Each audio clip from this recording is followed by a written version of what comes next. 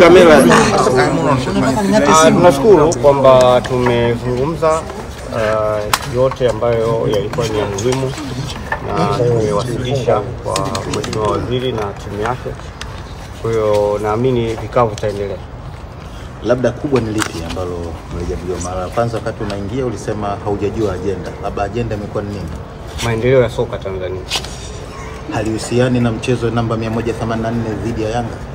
Maendeleo ya soka Tanzania. Kama yapi mwenyekiti? Hayawezi kuwa maendeleo ya soka yako mengi. Kuna maeneo mengi ambayo waziri kama mnavyofahamu ni mpya katika wizara hii. Pamoja na uzoefu mkubwa walionao, lakini kuna mambo ambayo yatakiwa tujadiliane ili kuweza kupata mtazamo wa pamoja. Kwa hiyo yanajadiliana na klabu mbili tu za Simba na Yanga au kuna lipi lingine ambalo ni? Sasa hiyo inabidi umuulize yeye kwa nini mmewaita Simba na Yanga. Lakini sisi tumekuja kuwakilisha Simba. Kwa hiyo aliyowakilishwa na watu wengine mimi sijui. Halikuwepo la Simba. Sijui hata kama Yanga mwenyekiti. Na katika majadiliano yenu kwenye kikao mmefikia hatua gani? Kwenye hayo vikao vinaendelea.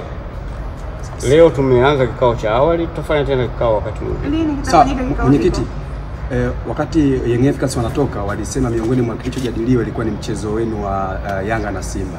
Labda nyinyi kwenye hayo majadiliano na kile ambacho ulichokisema kama ni maendeleo ya mchezo wa mpira wa miguu nchini, na ukasema kwamba hao waziri ni mpya kwenye wizara, kwa hiyo kuna mambo mengi ambayo alikuwa anataka kuyafahamu kutoka kwenu.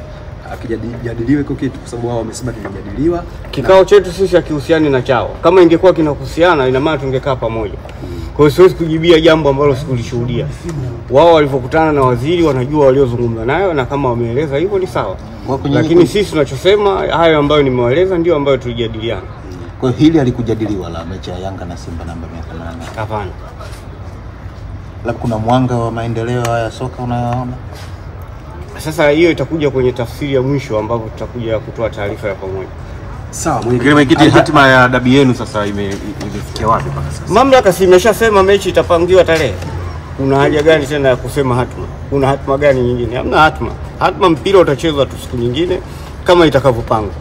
Wao wanashikilia kanuni, lakini kanuni hiyo inaipa mamlaka bodi ya ligi kubadilisha mchezo muda wote pale ambapo wanaona inafaa. Sasa uwezo ukachukua sifa ya tembo ukachagua kwa kulitaja sikio au mguu peke yake. Ukitaja tembo inabidi umchukue wote. Kwa hiyo kanuni hizo kuna vipengele zaidi ya 54. Sasa unawezaje wewe kutumia kipengele kimoja tu peke yake?